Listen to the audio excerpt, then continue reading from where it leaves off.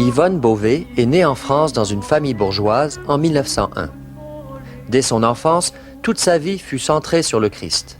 Par une consécration spéciale, elle lui a exprimé son don total avec une acceptation sans réserve de la croix. Dans sa jeunesse, elle s'occupe activement pendant plusieurs années des pauvres de la banlieue parisienne. Pour trouver l'argent nécessaire, elle utilise ses talents naturels. Elle donne des concerts de musique, elle écrit et publie des poèmes, vend des images et des tableaux qu'elle peint elle-même. À l'âge de 26 ans, elle entre au couvent des religieuses augustines hospitalières à Malestroit en Bretagne et devient sœur Yvonne Aimée de Jésus. Très tôt, elle est affligée par de nombreuses maladies qui la font souffrir et qui la firent grossir, défigurant sa beauté naturelle. Cependant, sa santé chancelante ne l'empêche pas d'exercer une activité débordante, aussi bien pour répondre à des tâches de responsabilité nombreuses qu'à des missions multiples tout en restant au service des pauvres. À 34 ans, elle est élue prieure de ce grand monastère. À 45 ans, elle est supérieure générale de la Fédération des Sœurs Augustines Hospitalières, œuvre qu'elle a fondée elle-même, qui consiste à s'occuper avec compassion des malades dans les hôpitaux. Toutes les souffrances physiques, morales et surnaturelles auxquelles elle fut soumise n'ont jamais altéré sa joie et son rayonnement. Dans son apostolat, elle fit preuve de charisme et de dons extraordinaires. Bien des phénomènes surnaturels, sensibles et impressionnants se manifestent dans sa vie. Ils se déroulent toujours dans une grande discrétion, jamais en public. Sa vie emprunta des voies étonnantes et difficiles, avec des grâces et des épreuves exceptionnelles, signe d'un amour particulier du Seigneur. Sa vie mystique n'était connue de personne, sauf de ses conseillers spirituels.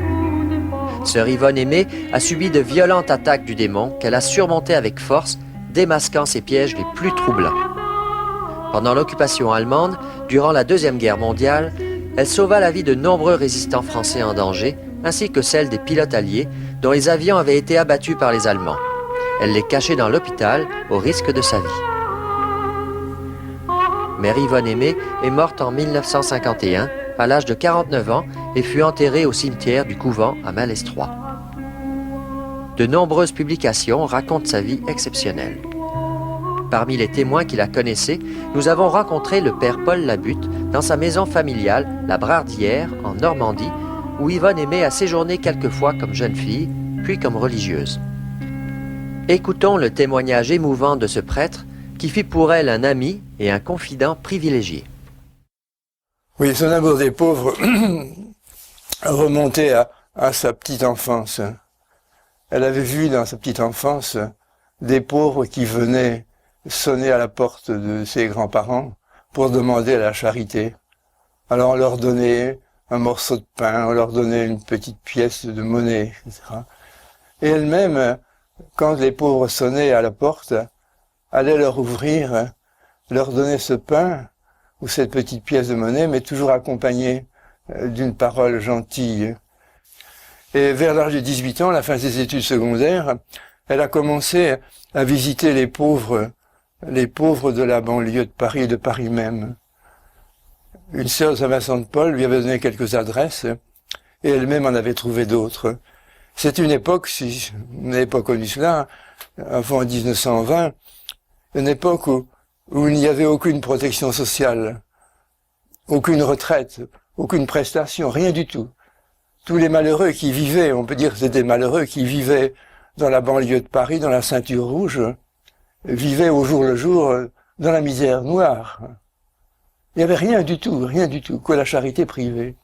Alors Yvonne Aimée passait ses journées dans cette ceinture rouge, soignant des malades, assistant des mères en couche, s'occupant de vieillards, s'occupant même de mourants, organisant des obsèques décentes pour des pauvres des bidonvilles. Toute la journée, elle y passait.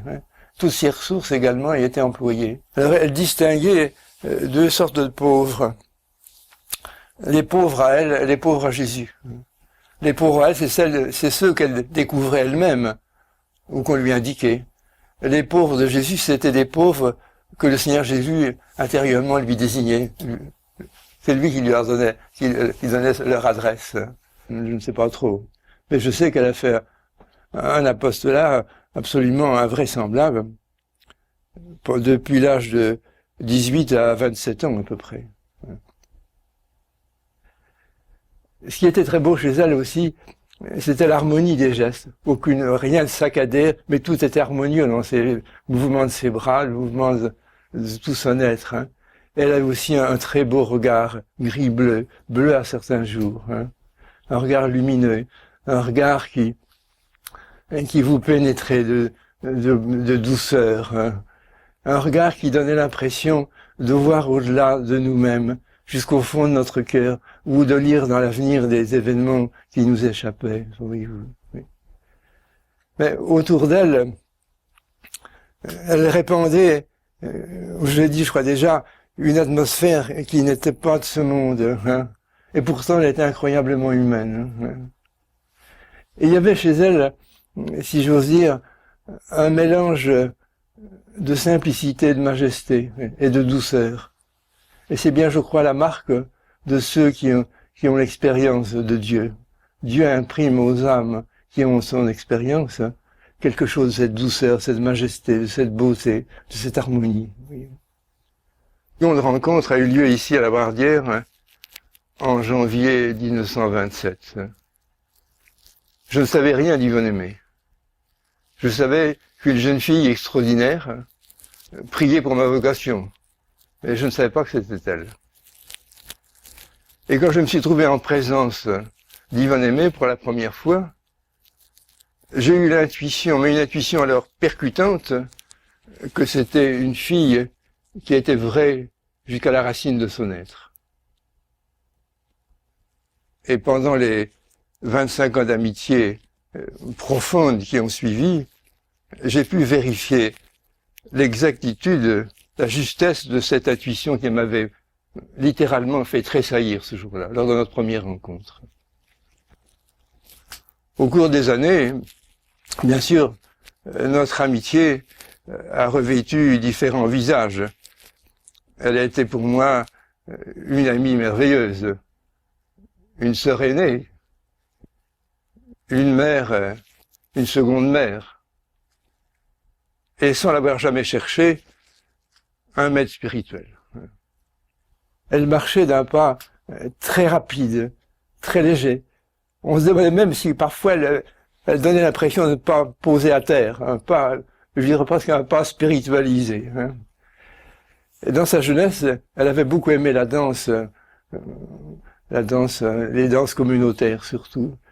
Et jusqu'à la fin de sa vie, elle avait conservé le sens du rythme, le sens du mouvement. Hein. Et quelquefois, il lui est arrivé d'esquisser encore, même au couvent, quelques pas de danse en souvenir de sa jeunesse. Elle restait tout à fait marquée par ce sens du rythme. Je crois qu'elle priait d'une façon incessante, hein. Qu'elle n'était pas longtemps, quelques minutes au plus par jour, sans penser au Seigneur. Hein. Mais pour elle, la prière, c'était tantôt une prière qui s'exprimait par des mots, tantôt par un regard vers le Seigneur, tantôt par du silence. Elle vivait en continuelle union avec le Seigneur. Et on lui a demandé une fois combien de temps elle pouvait rester sans penser au Seigneur. Elle a dit, oh, quelques minutes. Marche, oui. Elle priait beaucoup, oui. Et trouvait moyen de dire un rosaire par jour, au milieu de ses occupations les plus accablantes. Et au moment de la messe, j'ai des souvenirs là-dessus, c'était impressionnant de la voir, voyez-vous. Au moment de l'élévation, elle fixait toujours sur le pain et le vin un regard brillant. C'était souvent le regard de quelqu'un qui voit l'invisible. Un regard lumineux, c'est un regard qui dépassait les apparences. Hein. Et j'ai toujours été impressionné de lui donner la communion. Parce qu'avant, vraiment, quand je lui présentais la Sainte Hostie, elle avait encore ce regard d'amour, ce regard de foi extraordinaire hein, sur la Sainte Hostie. C'est très beau, là. Des choses qu'on ne peut pas oublier. Ouais. Et quelquefois, pendant la messe, évidemment, elle a dû avoir des lumières, peut-être des visions, mais enfin, elle en parlait très très peu. c'est tout à fait par hasard qu'on pouvait le deviner. Souvent, puisque les nuits, les bonnes nuits étaient rares, elle passait son temps à prier la nuit. Et je lui ai demandé une fois, mais comment elle priait la nuit? Alors, elle m'avait dit, il m'arrive, par la permission de Dieu, d'entendre des prières qui montent des différents coins de la terre. Il monte beaucoup de prières de tous les coins de la terre. Je les entends, et ça me permet de m'y unir. Et d'autres fois, elle me disait, oh, la nuit, il m'arrive, c'est une parole mystérieuse, il m'arrive de scruter des peuples. Voyez-vous, la nuit, suivant le mouvement des peuples, scruter des peuples. Autant qu'on puisse le dire, et autant que je me rappelle de l'avoir interrogé, les premières visites du Seigneur ont eu lieu quand elle-même avait 21 ans, dans une période de sa vie que plus tard elle appellera son printemps mystique. Je crois que c'est la première fois, c'est à Malétroit, une jeune fille, qu'elle a vu le Seigneur lui apparaître dans toute sa beauté. Et plus tard, au cours de ce même séjour à Malétroit, jeune fille, elle a eu plusieurs manifestations du Seigneur. Elle me les avait racontées sur ma demande. C'est ainsi qu'elle allait à Malétroit sur les bords du canal, et qu'à un détour du canal, dans un petit bois, il y avait un banc. Et là, elle s'asseyait sur le banc, elle attendait le Seigneur, qui venait d'après en traversant la rivière. Et il s'asseyait près d'elle, et il l'instruisait. D'autres fois, à l'entrée d'un chemin qui longe la rivière de l'Oust, le Seigneur l'attendait à l'entrée du chemin. C'était vraiment des colloques impossibles à restituer. Elle avait beaucoup plus appris par le Seigneur que dans les livres. Tu m'instruis, Seigneur. Ta parole est une lumière pour mes pas. Instruis. Souvent, dans ces comptes rendus qu'elle donnait au père Crétet, son directeur, on voit des petites phrases comme ça. Le Seigneur m'a dit, le Seigneur m'a fait comprendre, etc. Elle était vraiment la disciple du Seigneur, dans l'église, mais Et d'autres fois, je crois vous l'avoir dit, le soir, quand elle se rendait à la chapelle, le monastère étant endormi, le Seigneur quelquefois l'attendait pour une conversation nocturne. Oui.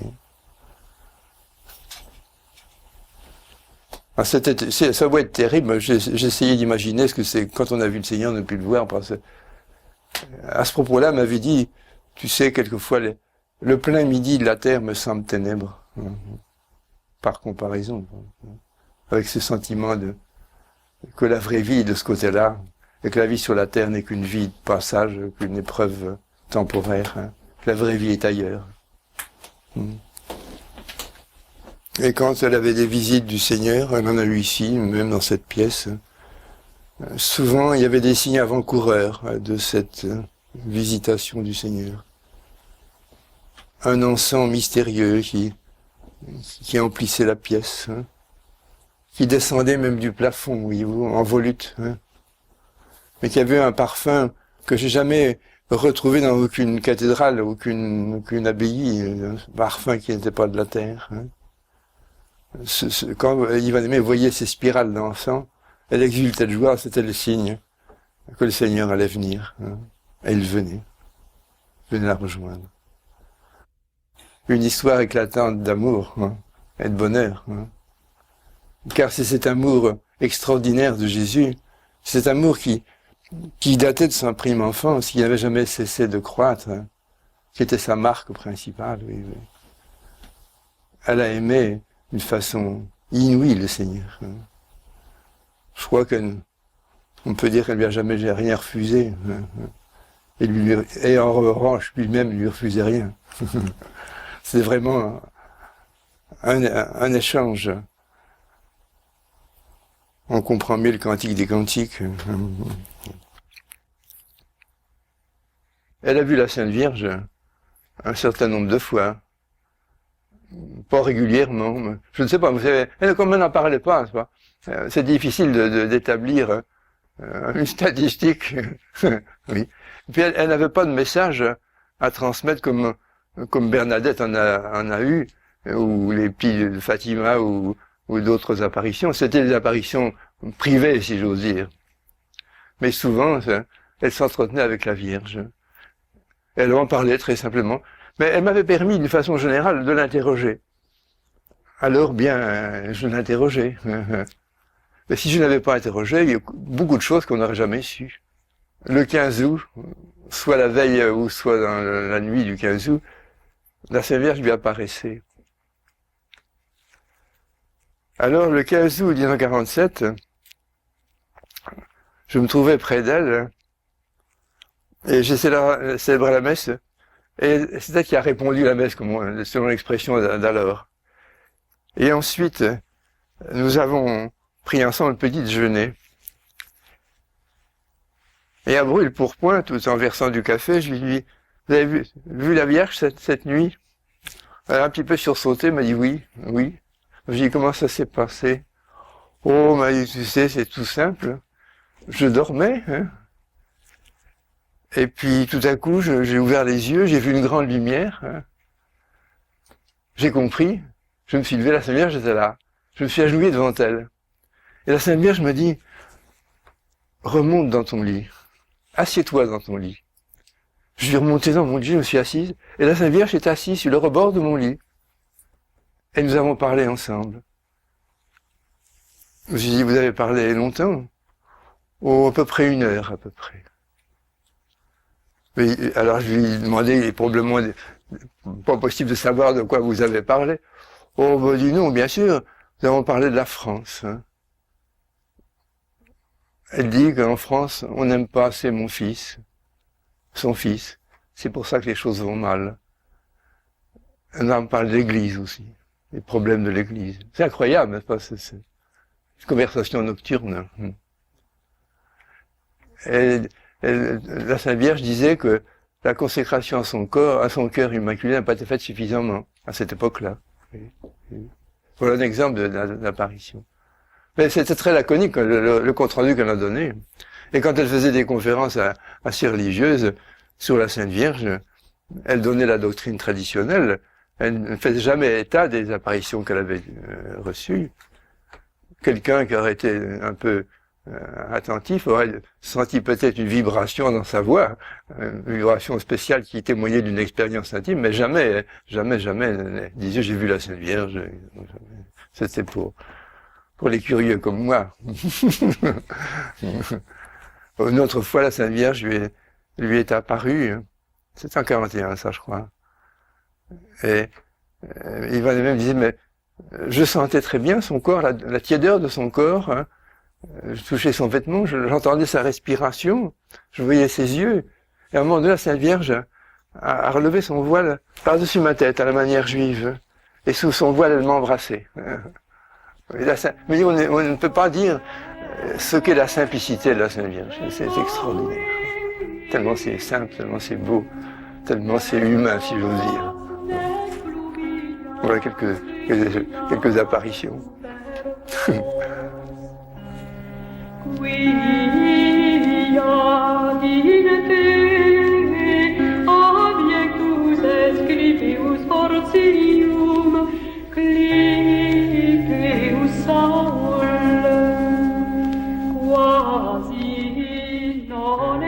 Elle habitait cette chambre où nous sommes, hein, en 41. Le matin, elle faisait son ménage. Hein.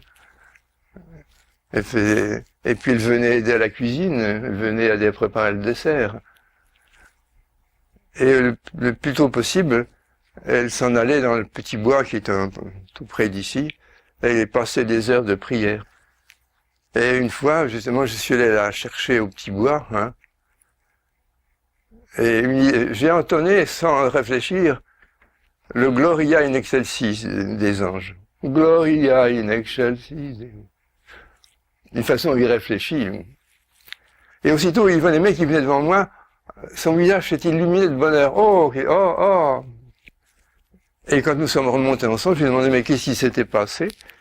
Il m'a dit que, quand vous avez entonné le Gloria, j'ai entendu mon ange qui disait, venez vite au Petit Bois, notre sœur Yvonne est là. Et le bois, c'est un puits d'ange. Elle vivait avec ses anges, avec 2 anges. Elle avait un ange, un grand, si j'ose dire, et un petit. Le grand s'appelait l'humaine, le petit, les tarés. Mais elle vivait constamment avec les anges. Elle ne les voyait pas toujours, remarquez, mais elle vivait vraiment en leur présence. Oui, oui, oui. Et malheureusement aussi, elle voyait le démon, c'est pas qu'il est un mauvais ange. Hein. Elle l'a vu dans cette pièce ici, où nous sommes, hein. Un soir de septembre 41. Nous sommes venus, ma tante et moi, pour la voir, et nous l'avons trouvée dans l'angle de la pièce, poussant devant elle un guéridon pour se protéger d'un adversaire qui pour nous était invisible. Elle avait le visage décomposé par la peur. Et alors que c'est une fille qui naturellement n'avait pas peur, qui a résisté à la Gestapo. Mais là, elle a été décomposée devant le démon. On sentait pousser la table, se protéger littéralement, matériellement. Nous avons vite compris qu'il s'agissait d'une, comment dirais-je, pas d'une obsession, mais d'une oppression satanique. Et de fait, il y a eu pour nous un signe de la vérité de ces interprétations. La pièce ici, qui était fraîche au mois de septembre, s'est emplie d'une chaleur intense, intense. Peut-être, je ne sais pas moi, 80-100 degrés. Si bien que ma tante et moi-même, nous avons senti la chaleur nous pénétrer, nous traverser. Et la sueur a ruisselé, non, elle a coulé sur sur nos joues. C'est pour nous un signe, pour nous montrer la réalité de l'oppression satanique. Et combien de temps a duré cette fois? Peut-être un quart d'heure, je ne sais pas trop. Hein. Et Yvonne était toujours dans l'angle de la pièce avec son visage de terreur, absolument. Et petit à petit, la chaleur a baissé, la température est redevenue normale. Yvonne était quelques instants avant de raccrocher. Et là, dans l'angle de la porte, en quittant, je lui ai demandé à mi-voix, c'était bien le démon, n'est-ce pas? Elle m'a dit oui, c'était lui. Elle a parlé d'autre chose. Et vous voyez, comme je le disais, elle passait d'un monde à l'autre avec une facilité extraordinaire. D'autres fois, enfin, je parlais avec elle de théologiens qui disent que le démon n'a pas d'existence personnelle, que c'est le symbole des forces du mal, des forces obscures. Alors elle m'avait répondu, je voudrais bien que ces théologiens-là, le soir, quand ils vont se coucher, trouvent le démon au pied de leur lit. Peut-être ils y croiraient. Ouais, c'est une bonne réponse. Hein. Il était quelqu'un pour elle, quelqu'un de mon adversaire. Je l'ai vu ailleurs, hein, à Malétroit, je l'ai vu déchiré par le démon, absolument. Ce petit fait, je me trouvais avec elle, il y avait l'évêque de Bayeux-Lisieux qui était là, et 2 autres religieuses, une autre religieuse plutôt, et moi-même. Et la conversation portait sur des choses tout à fait matérielles. On parlait de colis, de provisions envoyées aux Parisiens qui avaient faim. Mais il n'y avait pas du tout de préparation psychologique. Je sentais bien qu'Yvonne Aimée n'était pas tranquille, que tout en répondant prenant part à la conversation, elle était sur ses gardes. Et à un moment donné, elle a poussé un petit cri légèrement, puis ses bras sont tombés de chaque côté du fauteuil, Et sur sa guimpe blanche, là, j'ai vu 3 raies rouges de sang qui se sont imprimées. Du sang frais, hein, et qui se sont rejoints, ça faisait toute une grande tache de sang. Alors je me souviens encore que la religieuse qui était là, qui était son assistante, hein, a relevé le haut de cette guimpe, et j'ai vu l'eau des chairs, hein, qui était déchiquetée, mais l'image qui m'est venue à l'esprit, c'est qu'elle avait été déchirée comme par un croc de boucher, vous savez, qui laboure, là. Et il y avait des cicatrices dans ce sens-là, c'était labouré dans l'autre sens.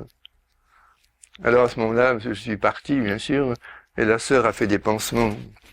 Mais j'ai vu aussi d'autres fois des exorcismes qui ont été faits pour elle par l'évêque de Bayeux et Lisieux. C'est toujours solennel et presque tragique, ces exorcismes. L'Église ordonne à Satan de lâcher cette personne, hein, cette fille de Dieu, de la laisser tranquille, de retourner dans les abîmes. Il est le prince du mensonge, le prince des ténèbres. C'est effrayant comme liturgie. Et ce soir-là, elle avait été attaquée par le démon. L'évêque de Bayeux-Lisieux était présent, l'assistant de Mary Venet aussi, son infirmière et moi-même. Et on peut dire que peut-être de 9h du soir à 1h du matin, c'était un combat, hein. Les blessures se faisaient, on voyait le sang rougissait, ses vêtements par derrière, par devant, etc. C'était un carnage absolument. Nous avons su le lendemain qu'elle avait eu plus de 80 coups de griffes. Mais elle a des griffes pas superficielles, des griffes profondes, c'est le labourage de la chair jusqu'aux os. Ouais. Et ça formait, apparaît-il, après, des gros bourrelets. Je les ai vus plus tard, quand on a exhumé, j'ai vu là, ces gros bourrelets, il y avait des gros comme mon petit doigt. Le médecin me disait, c'est signe que la déchirure avait été profonde. C'était vraiment des combats terribles la nuit. Le lendemain, elle circulait dans son monastère comme si rien n'était.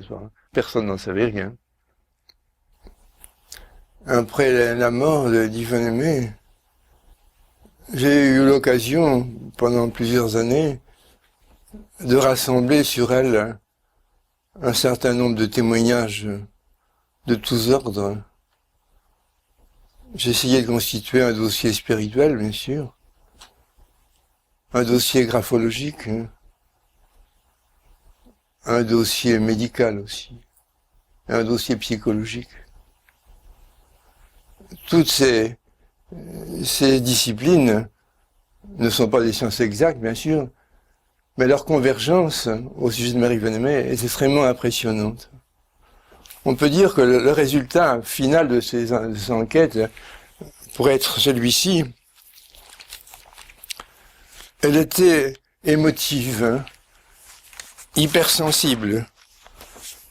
Du reste, m'avait dit, la moindre souffrance et la moindre joie retentissent en moi. Alors voilà le résultat, en résumé, de tous ces dossiers.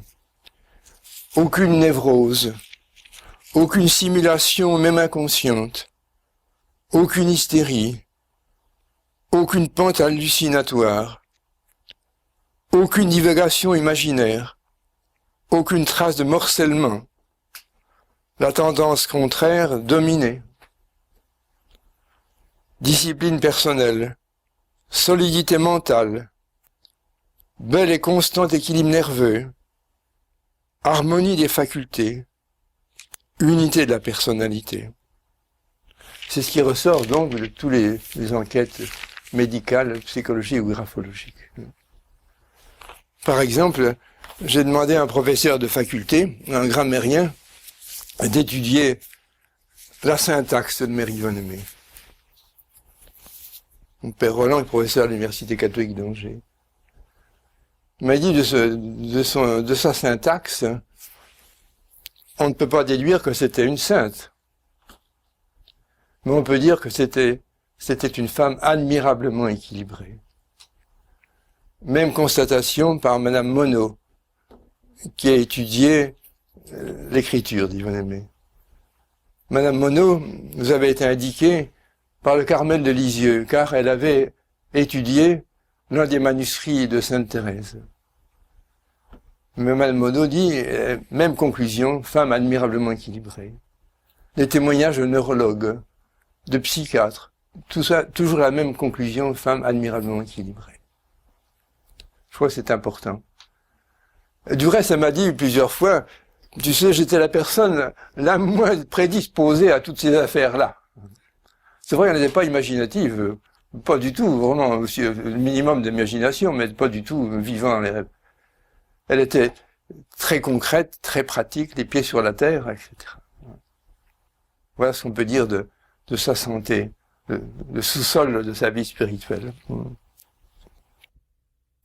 Les choses les plus étonnantes de la vie d'Yvonne Aimée, c'était les recherches d'hosties profanées qu'elle faisait. Ouais. Ça avait commencé, je crois, en 1923. Je dis approximativement. Elle était jeune fille et elle allait à la messe à Notre-Dame-des-Victoires. Elle a dû voir une personne qui, ayant communié, avait repris l'hostie, mis l'hostie dans son sac et était partie.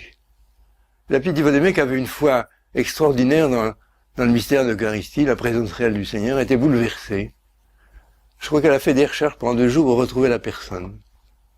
Elle a réussi à retrouver la personne et l'hostie qui avait été emportée. Et c'était le début de recherche d'hosties profanées, soit à Paris, soit dans certaines villes de France, soit même à l'étranger. Une fois, elle était jusqu'à Cologne, chercher une hostie profanée. Alors tantôt, elle devinait que des hosties étaient profanées. Elle le devinait par science humaine. L'autre fois, elle était avertie surnaturellement. On peut dire que plusieurs fois par an, toute sa vie, elle a fait ses recherches d'hosties, occasionnellement, bien sûr. Et l'histoire qui s'est passée à la Vardière se situe un peu dans ce contexte. C'était le 16 septembre 1941. Yvonne Aimée était donc là, à la Vardière, passé une quinzaine de jours. Et voici que ce 16 septembre, après déjeuner, je suis descendu avec elle au Petit Bois. Nous étions un peu comme des lycéens en vacances. On s'amusait dans rien. Et arrivé devant la cabane, nous avons pris des photos. Nous avons pris la photo de la cabane et nous sommes pris nous-mêmes avec un appareil à pied, un Kodak à pied. Vraiment des photos absolument inutiles. Enfin, c'était les vacances. Et après quoi, nous avons mis l'appareil de photo dans la cabane. Et nous nous sommes séparés. Elle est restée là, à prier dans ce petit ermitage. Et moi, je suis parti plus loin. Mais pas tellement loin parce que j'avais toujours peur qu'il lui arrive quelque chose. Et voici que, vers 4 heures de l'après-midi, j'ai entendu Yvonne Aimée qui poussait des exclamations. Enfin, comme quelqu'un qui voit un spectacle horrible et qui s'exprime sa peine, son chagrin, son étonnement. Je suis arrivé en courant, elle continuait de s'exclamer.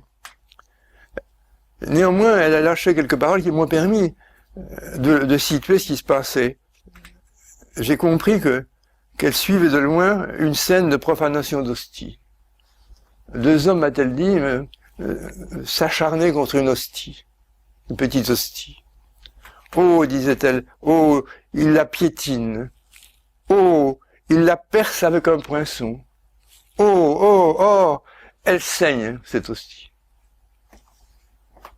Et aussitôt, je vois encore Yvonne Aimée se redressant en disant son ange, voilà son ange, va me la chercher, cette hostie, va me la chercher, mon amour la réclame.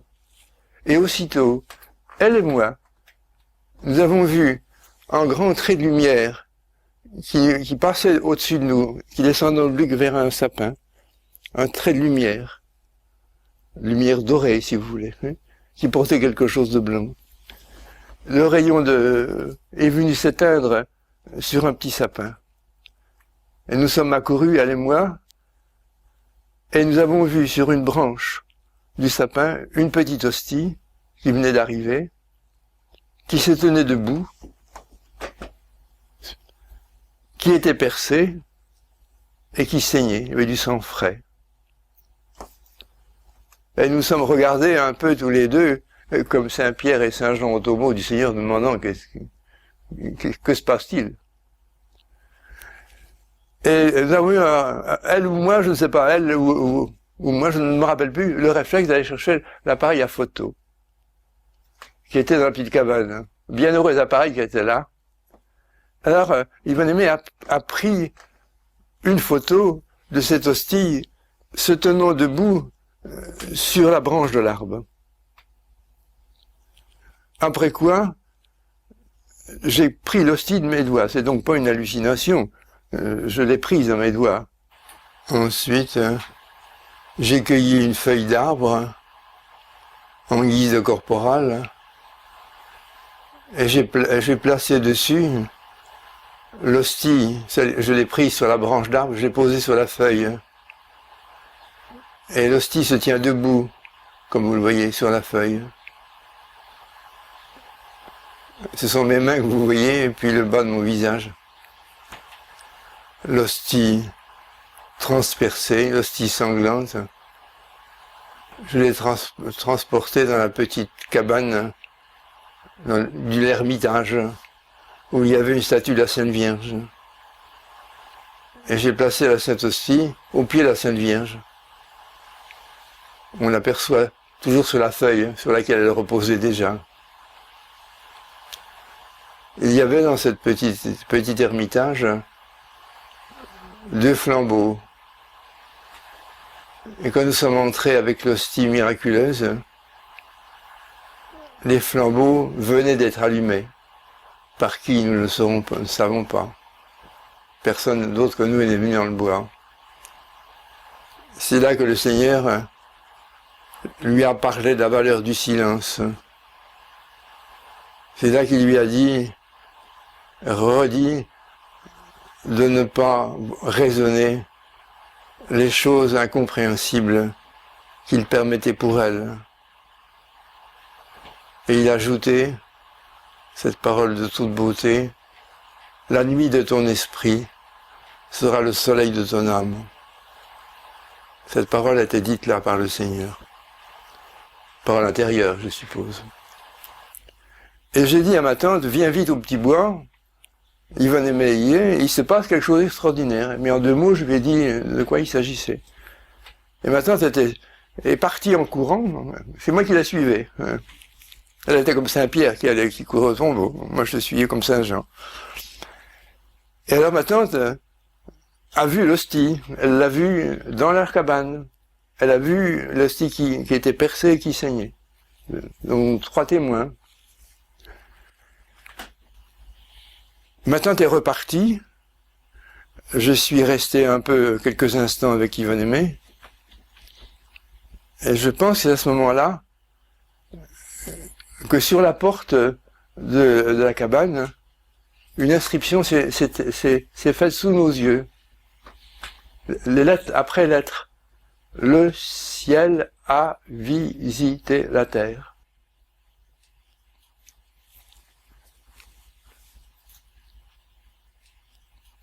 Et voilà que le soir, à la nuit tombante, je suis redescendu au petit bois pour revoir l'hostie et Yvonne Aimée. Et Yvonne Aimée me dit: il faut ramener cette sainte hostie à la maison. Alors, ce qui s'est passé, je n'oublierai jamais, parce que c'était vraiment unique. Je portais l'hostie sur la feuille d'arbre, l'hostie qui était percée et qui saignait. Yvonne Aimée me suivait, et tout le long du bois, nous chantions des hymnes au Saint-Sacrement. Alors, je me vois toujours dans la chute du jour, passant sous les arbres, là, et tenant le Saint-Sacrement qui saignait. Et à un moment donné, sans réfléchir, je ne réfléchis pas toujours, vous voyez, je me suis tourné, et j'ai donné l'hostie à porter à Yvonne Aimée. À cette époque-là, c'était évidemment quelque chose de défendu, que les laïcs ou les religieuses puissent toucher Saint-Sacrement. Moi, je me suis dit, on est au-delà de la loi. On est au-dessus de la loi, là, puisque l'hostie arrive de façon miraculeuse. Et Yvonne acceptait sans discuter de la porter. Et ça pose un petit problème, car il s'agissait de revenir à la maison sans être vu du restant de la famille. En arrivant ici, nous avons mis l'hostie dans l'armoire qui est derrière moi, là, au milieu de linge bien blanc. Et nous sommes revenus nous mettre à table. Et on nous attendait pour dîner. Je me demande si même on n'était pas impatient de notre retard. Et pendant le repas, nous avons parlé de tout, excepté de ce qui venait de se passer. Et d'ordinaire, après le repas, quand Yvonne Aimée était à la Bardière, elle restait comme font les dames, les femmes, à aider à desservir, à faire la vaisselle, à parler, à remettre les choses en ordre. Ce soir-là, par extraordinaire, elle a demandé à se retirer dans sa chambre. J'ai bien compris pourquoi. J'ai dit, elle va reprendre son adoration devant le Saint-Sacrement. Je suis venu avec ma tante lui dire bonsoir, et nous l'avons trouvé couché, avec un visage qui laissait présager des souffrances extraordinaires. Oui, un visage de douleur, mais de douleur au-dessus de la normale. Hein. Je commençais à connaître un peu les signes avant-coureurs. Et ma tante a dû quitter, je suis resté seul quelques minutes avec elle, avec Yvonne Aimée. Et à un moment donné, là sur le lit, où elle s'est renversée encore davantage, comme ça, enfin, se tenant le cœur, et me disant, va chercher ta tante, je suis blessé au cœur. Alors je suis allé vite chercher ma tante, qui faisait la vaisselle, je lui dis, reviens, Yvonne Aimée est blessée, elle saigne. Alors ma tante est arrivée hein, et a vu de quoi il s'agissait. Elle a déchiré un morceau d'étoffe, elle l'a mis sur le cœur d'Yvonne Aimée, et m'a donné, il y avait une empreinte d'une blessure toute fraîche avec du sang, et on voyait bien là, comment dirais-je là, le fer de lance qui avait ouvert le cœur, oui. Et une seconde empreinte également. Et oui, sur le moment, quand on vit des choses comme ça, on n'a pas le temps de beaucoup réfléchir. Hein. Je n'ai pas fait le parallèle hein, entre les événements l'après-midi et les événements du soir. L'après-midi, l'hostie avait été percée, et le soir, c'est le cœur d'Yvonne Aimée qui avait été percé. C'est elle, finalement, qui avait reçu le coup. Alors, nous avons voulu, ma tante et moi, rester près d'elle hein, pour passer la nuit. Hein. Elle dit non, allez vous reposer. Je ne vois plus, je ne sais plus dans quel monde je suis entraîné. Je souffre trop, ça ne sert à rien. Je souffre trop, allez vous reposer. Venez demain seulement. Alors, la mort dans l'âme, nous sommes allés nous reposer. Hein. Et le lendemain, quand nous sommes descendus, elle n'était pas là. Elle n'avait pas pu se lever.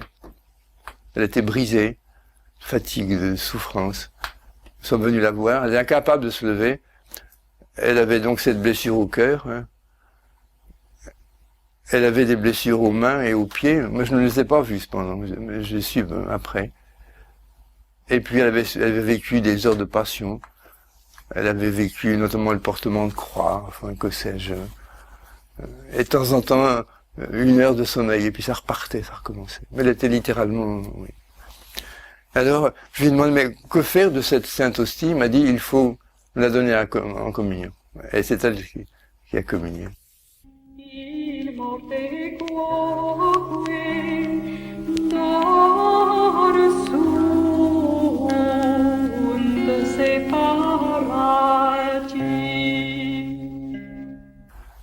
Mais c'était une sainte qui se déplaçait, n'est-ce pas? Elle n'était pas comme Marthe Robin qui était couchée.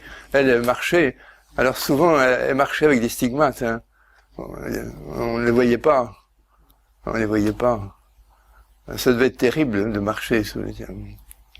Oui. J'ai vu une fois, au moins, j'ai vu ses mains percées, le jour à travers. Hein. Là, dans la paume. On voyait à travers, quoi. Ça. Oui. D'autres fois, on pouvait... Moi, je ne l'ai pas fait, mais des amis l'ont fait. Mettre le pouce et l'index, et on sentait très bien que le pouce et l'index se rejoignaient hein, dans le fond, le creux de sa paume. Oui. Alors ceci se situe en février 1943 à Paris, au moment des grandes rafles de la Gestapo. Ce mois de février, j'étais venu travailler à Paris, à la JAC, au siège de la JAC, avec les aumôniers nationaux. Et entre les séances de travail, je me rendais au petit couvent de Mérivonne-Aimée pour le couvert et le gîte. Et j'avais remarqué surtout un jour qu'elle était toute tremblante un peu. Enfin, c'est un peu trop fort, mais toute angoissée plutôt, le mot serait plus exact. Et elle m'a dit, je vais être arrêté par la Gestapo. Et ça approche. Mais je lui ai dit ce que vous auriez dit vous-même, et puisque tu es averti, sauve-toi, disparais. D'ailleurs, je suis obligé de rester, le Seigneur veut que je reste à Paris. Je vais être arrêté. Vraiment, elle était angoissée comme jamais vu angoissée. Du moins sous cette forme-là. Ça m'a aidé à comprendre ce que le Seigneur Jésus a pu souffrir les jours qui ont précédé son arrestation. L'angoisse. Le compte à rebours. Et je suis rentré, la mort dans l'âme, me demandant qu'est-ce qui allait se passer. Et quelques jours plus tard, un soir, chez moi à Flers, dans l'Orne, j'ai reçu un télégramme. Alors le lendemain matin, j'ai décidé de prendre le premier train vers 9h, qui devait m'amener à Paris vers midi et demi. Les trains n'allaient pas très vite dans ce temps-là. Et voilà que ma mère, qui était chez moi, ma vieille mère, sachant que j'allais à Paris, m'a dit « Oh, je vais t'accompagner ».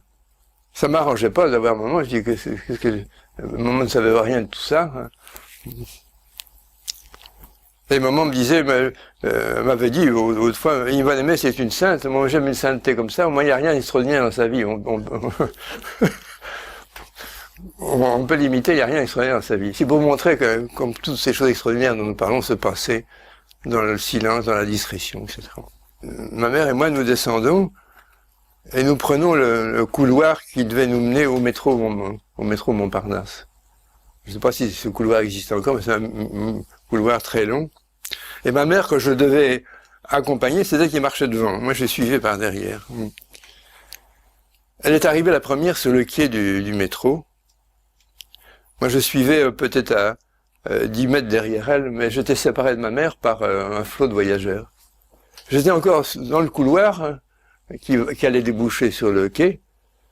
Sans réfléchir, je me retourne, je me trouve en face d'Yvonne Aimée, derrière moi. Habillé en civil, portant des lunettes noires et un chapeau de feutre relevé, un manteau grenat, un feutre, je ne me rappelle plus de couleur il était, mais enfin un feutre relevé. J'étais tellement heureux, je lui dis elle dit marche, elle me dit. Je ne comprenais pas ce qui se passait. Alors elle me pousse littéralement, j'avais arrêté tout le monde, ne serait-ce que quelques secondes, ça suffisait pour faire un barrage, et les gens m'ont poussé. Je me suis retrouvé sur le quai de la gare, du métro, avec Yvonne Aimée. Par bonheur, maman a eu l'idée de me monter dans une voiture. Je me suis monté à la même voiture, mais par l'autre bout, par l'autre porte. Si bien que maman ne l'a pas vu. Alors je me suis trouvé dans le métro, à côté d'Yvonne Aimée, habillé en civil. Je tenais la colonne pour me donner une contenance. Et tout joyeux, je lui dis, ça y est, vous êtes libéré. Ben, c'est vrai. Elle me répond avec un air, elle lève les yeux, comme elle était plus petite que moi, elle lève les yeux avec un air de douleur, oh là là, de détresse. Elle dit, non, je suis pas libéré. En ce moment, je suis à la torture. Alors, dans un éclair, j'ai compris qu'elle était à la fois dans la prison et dans le métro. Et le métro a continué de rouler, nous n'avons pas eu le temps d'échanger d'autres paroles. Je sentais que les gens nous regardaient un peu. Et arrivé, je crois, à Denfert-Rochereau, sans me dire rien, sans me dire au revoir, sans rien, elle me quitte. Elle descend. Moi, je reste dans, et je l'ai vu à travers la vitre, se retournant vers moi, et me jetant un regard de détresse infinie. Je l'ai suivi du regard, et au moment où la voiture repartait, je l'ai vu qu'il se mettait dans la file de sortie, mais qui disparaissait, devenu invisible, avant d'être entré sous le couloir. Je suis descendu avec ma mère, je crois que c'est Porte d'Italie, ou Place d'Italie, pour prendre la direction de l'église de Pantin. Alors à ce moment-là, comme dans ce sens-là, il y avait presque personne dans le métro, allant vers la banlieue. Je me suis rapproché de maman, mais je ne lui ai pas parlé de ce qui venait de se passer. Je me sentais incapable d'en parler. Non seulement incapable, mais je me sentais que je n'avais pas le devoir d'en parler. On arrive au terminus, église de Pantin, le métro stop, les lumières s'éteignent, les quelques voyageurs descendent. Il y avait peut-être 5-6 voyageurs au terminus. Ma mère est toujours intrépide, était déjà loin dans l'escalier, j'étais séparé d'elle par les portes battantes. Maman était déjà en haut de l'escalier, moi j'étais encore en bas de l'escalier, et au moment où je m'apprêtais à pousser les portes à ressort, la porte s'ouvre vers moi, et je vois Mère Yvan-Aimé qui surgit, l'air effrayé, me disant, jetant un passage, « Prie, prie, prie, si tu ne pries pas, on m'emmène ce soir en Allemagne. » Je ne le dis à personne. Je me retourne, il n'y a plus personne. Je suis redescendu sur Paris dans le métro. Je me dis, mais qu'est-ce que... Prie, prie, si tu ne pries pas, on m'emmène ce soir en Allemagne. Je ne le dis à personne. Ça me tournait dans la tête. Alors, je suis descendu du côté de Sèvres-Barbillon, par là. Je suis réussi à m'enfermer dans la chapelle de la rue du Bac. Là. Il était peut-être 2h30, 3h l'après-midi. Je suis resté à 7h du soir. J'ai fait tout ce que j'ai pu de prière. J'ai dit du breviaire, bien sûr. J'ai dit des rosaires. J'ai fait le chemin de croix. J'ai dit des litanies. Enfin, je ne savais plus ce que je disais, mais prie, prie, ça me revenait tout le temps. Je sentais que c'était suspendu. Mais vous savez, le bon Dieu n'est pas difficile, le genre de prière que je faisais. En fait, l'attention était là, mais le résultat c'était pas très beau, mes prières. Mais enfin, c'était de bon cœur. Je me dis, mais où est-elle, Yvan-Aimé, ce soir? Où est-elle? Et après le repas, j'ai demandé la permission de monter dans le bureau d'Yvan-Aimé. Il n'y avait pas de clôture, quelquefois elle me recevait dans son bureau. Alors je suis monté avec la permission de la sœur. Et la sœur, s'appelait sœur Vincent Ferrier, je crois, s'est assise sur la marche de l'escalier, auprès de la porte d'entrée, auprès de l'escalier, sur la marche. Je suis monté dans la chambre, dans le bureau de Mère Yvan-Aimé, et la première chose que j'ai vue, c'était son courrier, qui était accumulé depuis 2 jours, non décacheté.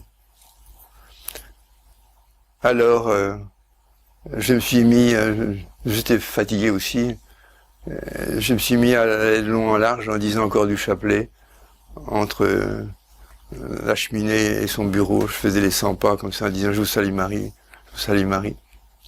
Et à un moment donné, j'ai entendu un bruit. Le bruit que fait, c'est l'image qui s'est mise à l'esprit, l'image d'un cavalier botté qui saute de cheval. Les deux, puis paf. Je me retourne, Yvan-Aimé était là au pied, à l'angle du bureau. Les portes fermées et tout. J'étais surpris. Alors je l'ai saisi par les poignets. Je sais pas pourquoi, j'ai pas beaucoup réfléchi dans tous ces épisodes-là. J'ai souvent des... Alors je la tenais dure, Elle s'était dit, laissez-moi, laissez-moi. Et puis elle reculait, on a renversé, on a déplacé des fauteuils, enfin, elle se débattait. Si bien que des sœurs qui étaient en dessus se demandaient qu'est-ce qui se passait. Puis petit à petit, elle s'est apaisée. Elle a regardé autour d'elle, elle m'a dit, où suis-je ici, où suis-je ici? Elle a regardé, mais je suis dans mon bureau. Et puis elle me regarde, mais c'est toi, Paul, qui est ici? Ah, je comprends maintenant, je comprends maintenant. C'est mon bon ange qui m'a ramené. Alors le lendemain, je l'ai revue, le lendemain, elle m'a raconté comment elle avait été arrêtée, comment elle avait été mise dans un panier à salade, comment elle avait été torturée, flagellée par un bourreau qui était français mais qui était au service des Allemands, et comment on l'avait mise le long d'un mur, la tête, le cou dans un anneau. C'est à ce moment-là qu'elle m'était apparue dans le métro. Ben oui, cette arrestation, presque personne ne l'a su.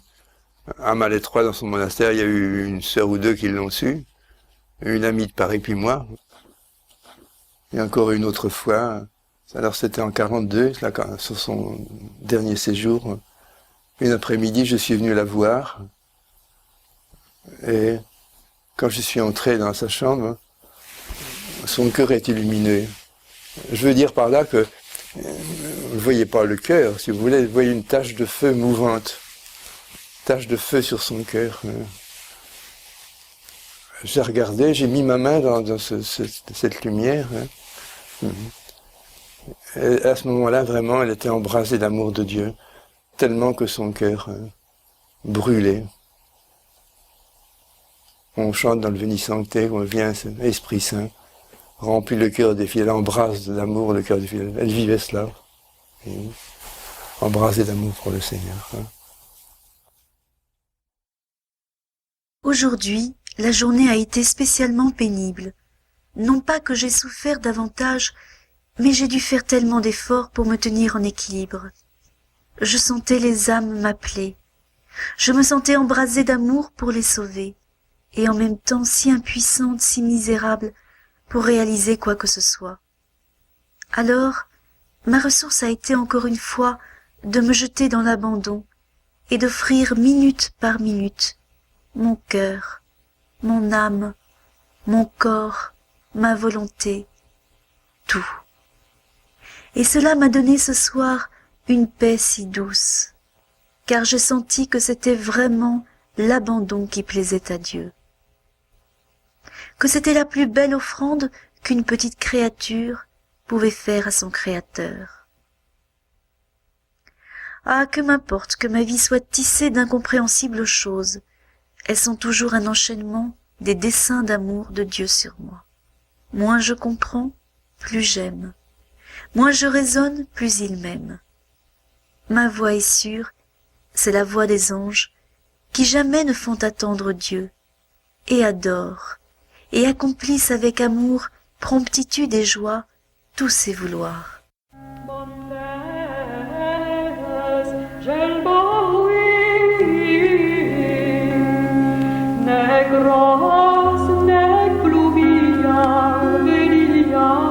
Super